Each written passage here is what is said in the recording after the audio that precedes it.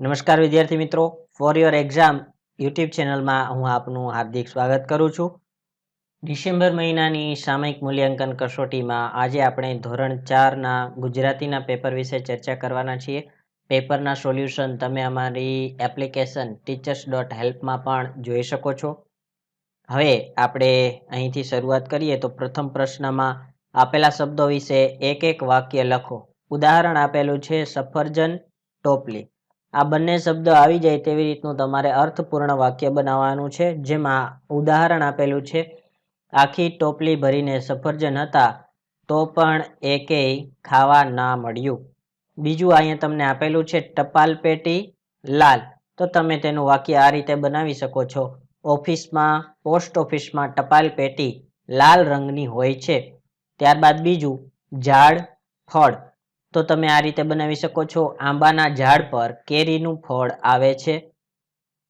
ત્રીજું દિશા, રસ્તો, તો આ રીતે તમે લખી શકો છો. રાહુલ ખોટી દિશામાં જતો હતો તેથી મોહને તેને સાચો રસ્તો બતાવ્યો. ચોથું વાક્ય તમારે બનાવવાનું છે મોબાઈલ, સંદેશ, તો અહીં તમે આ પ્રકારે વાક્ય બનાવી શકો છો. મોબાઈલ આવવાથી આપણે સરળતાથી સંદેશ મોકલી શકીએ છીએ. ત્યારબાદ પાંચમું પોસ્ટ ઓફિસ અને સમાચાર, તો તેનું વાક્ય આવી રીતે બનાવી શકાય છે. પોસ્ટ ઓફિસમાં દિવ્ય ભાસ્કર સમાચાર પત્ર મંગાવે છે. ત્યારબાદ આગળ જોઈએ તો ડિસેમ્બર એકમ કસોટીનું સોલ્યુશન તમે જોઈ રહ્યા છો અત્યારે. પ્રશ્ન નંબર 2, નીચેના પ્રશ્નોના જવાબ તમારા અનુભવના આધારે લખો. પહેલું, તમારા ગુજરાતીના પાઠ્યપુસ્તકમાંથી તમને કઈ કવિતા ગમી, શા માટે? ચાલો જવાબ લખીએ. સૈનિક સૈનિક રમીએ તે કવિતા તમને ગમી કારણ કે તેમાં બાળકોમાં દેશપ્રેમની ભાવના વિકસે એવું આપેલ છે. બીજું, હાલમાં તમે ઘરે રહીને કઈ રીતે ભણો છો, તો તમારે તમારા મંતવ્ય અહીં રજૂ કરવાના છે. તો આપણે ઉદાહરણ તરીકે તમને આપીએ, હાલમાં અમે ઘરે રહીને ડીડી ગિરનાર મોબાઈલ દ્વારા યુટ્યુબના માધ્યમથી ભણીએ છીએ. તમે બીજા કોઈ પણ માધ્યમથી ભણતા હોય તો તમારે અહીંયા લખવાનું છે. ત્યારબાદ ત્રીજું, આ વર્ષે દિવાળીના દિવસો તમે કઈ રીતે પસાર કર્યા, તો જોઈએ. આ વર્ષે દિવાળીના દિવસો અમે ઘરમાં જ રહીને પસાર કર્યા કેમ કે આ વર્ષે કોરોના મહામારીને કારણે બહાર ફરવા જવું તે યોગ્ય ન હતું. ત્યારબાદ ચોથો પ્રશ્ન, હવે તમને શાળામાં જવાનું ગમશે, શા માટે? ચાલો જવાબ લખીએ. હા, અમને શાળાએ જવાનું ગમશે કારણ કે અમે ઘણા સમયથી અમારી શાળાએ ગયેલ નથી, તો અમને અમારી શાળા ખૂબ જ યાદ આવે છે. ત્યારબાદ પાંચમું, નવા વર્ષમાં તમારા વડીલોના આશીર્વાદ મેળવવા માટે તમે શું કર્યું, તો તમે આ રીતે લખી શકો છો. નવા વર્ષમાં અમારા વડીલોના આશીર્વાદ મેળવવા માટે અમે સવારે ઉઠીને સરસ તૈયાર થઈને અમારા વડીલોને પગે લાગ્યા અને નવા વર્ષના અભિનંદન પાઠવ્યા. ત્યારબાદ આગળ જોઈએ પ્રશ્ન નંબર 3, નીચે આપેલા વાક્યોમાં લીટી દોરેલ શબ્દના સ્થાને કૌંસમાં આપેલ શબ્દ લખી જરૂરી ફેરફાર કરી વાક્ય ફરીથી લખો. અહીં તમને આપેલું છે પહેલું વાક્ય, કૂતરો રોટલી ખાઈ ગયો, તો તમારે તેની જગ્યાએ બિલાડી લખવાનું છે. તો વાક્યમાં જોઈએ શું ફેરફાર થશે. બિલાડી રોટલો ખાઈ ગઈ, અહીંયા તમારે સ્ત્રીલિંગ વાચક ઉમેરવું પડશે. ખાઈ ગયો આવે છે કૂતરો અને બિલાડીમાં ખાઈ ગઈ કરવાનું. ત્યારબાદ બીજું, બહેન ગીત ગાતી હતી, તો તેમાં બહેનની જગ્યાએ ભાઈ શબ્દ લખવાનો છે. ભાઈ ગીત ગાતો હતો, અહીંયા પણ ફેરફાર થયેલ છે. ત્રીજું, અશોકભાઈએ પત્ર લખ્યો, તો તેમાં તમારે વાર્તા લખવાનું છે પત્રની જગ્યાએ.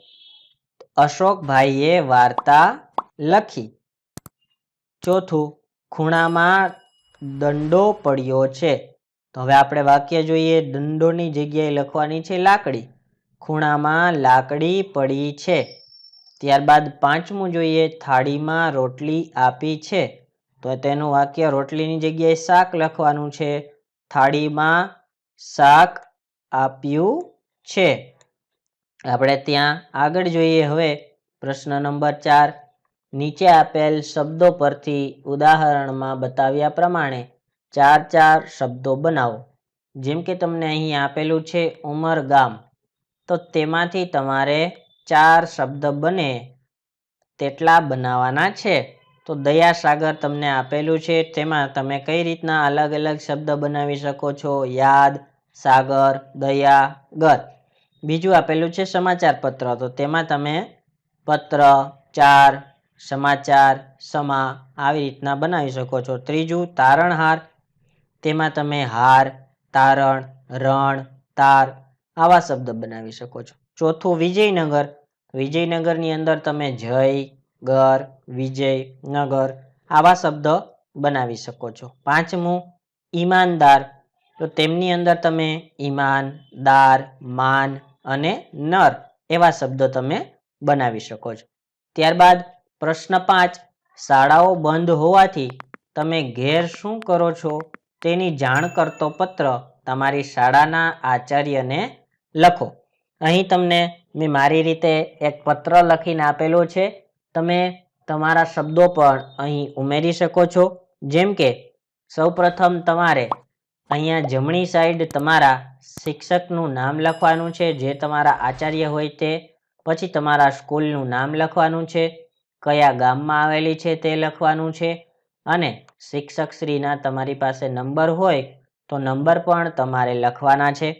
ત્યારબાદ તમે આવી રીતે લખી શકો છો. અહીંયા ઉપર પહેલા તમારે ડાબી સાઈડ નમસ્કાર સર, પછી હું આપની શાળામાં ધોરણ 7માં અભ્યાસ કરું છું. હું દરરોજ દૂરદર્શન પર આવતા અભ્યાસના કાર્યક્રમ જોઈને મારું રોજે રોજનું હોમવર્ક પૂરું કરું છું અને તે હોમવર્ક મારા માતા પિતાને બતાવું છું.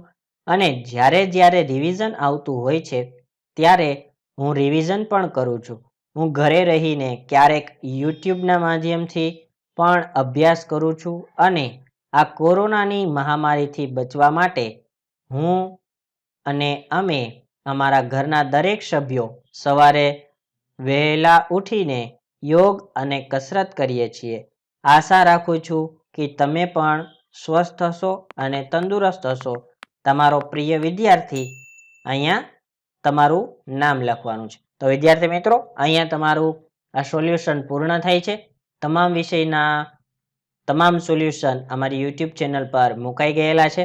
તો અમારી યુટ્યુબ ચેનલને સર્ચ કરી સબસ્ક્રાઈબ કરજો, જેથી આવા દરેક વિડીયોના અપડેટ્સ તમને મળતા રહે. આવજો વિદ્યાર્થી મિત્રો.